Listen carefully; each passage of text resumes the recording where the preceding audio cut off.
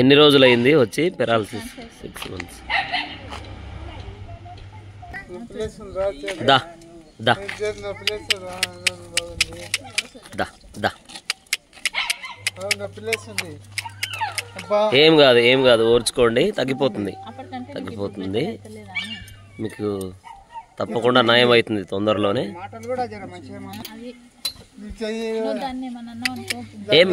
ఏమనదు దా దా దా.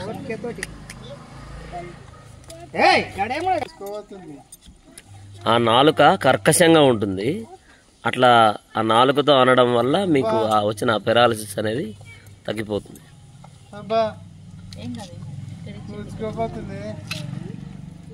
ఇప్పుడు మీకే అర్థమైంది కదా పోయినసారికి ఇప్పటికి ఎట్లుంది.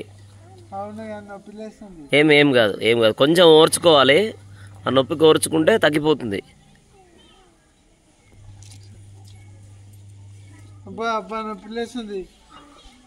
అంతకుముందు ఇట్లా స్పర్శ ఉండేనా? స్పర్శ కొంచెం పట్టీలాగా దా.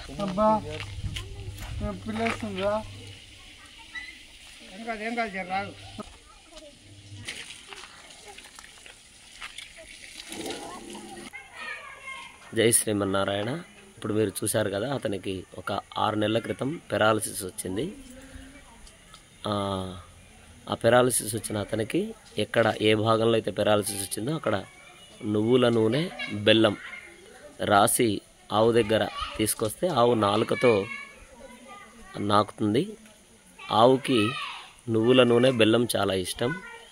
ఆ నాలుకతో స్పర్శ చేయడం వల్ల అతనికి ఆ చలనం అనేది కలుగుతుంది. ఈ పెరాలసిస్ అనేది తొందరగా తగ్గిపోతుంది. ఇది సంప్రదాయ వైద్యం కాబట్టి ఎవరికైనా పెరాలసిస్ వచ్చినటువంటి వాళ్ళు అలా నువ్వుల నూనె పట్టి వేసుకొని బెల్లం పౌడర్ రాసుకొని ఆవు దగ్గరికి తీసుకొచ్చినట్లయితే ఆవు నాలుకతో నాకుతుంది. అలా నాకడం వల్ల ఆ స్పర్శ అనేది తొందరగా వస్తుంది, పెరాలసిస్ అనేది తొందరగా తగ్గుతుంది.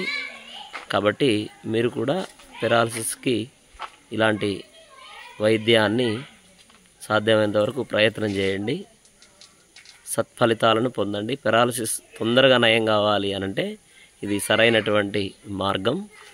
సరైన నిపుణులు ఉంటారు కదా, వాళ్ళ ఆధ్వర్యంలో ఇలా చేయండి, పెరాలసిస్ తొందరగా తగ్గించుకోండి.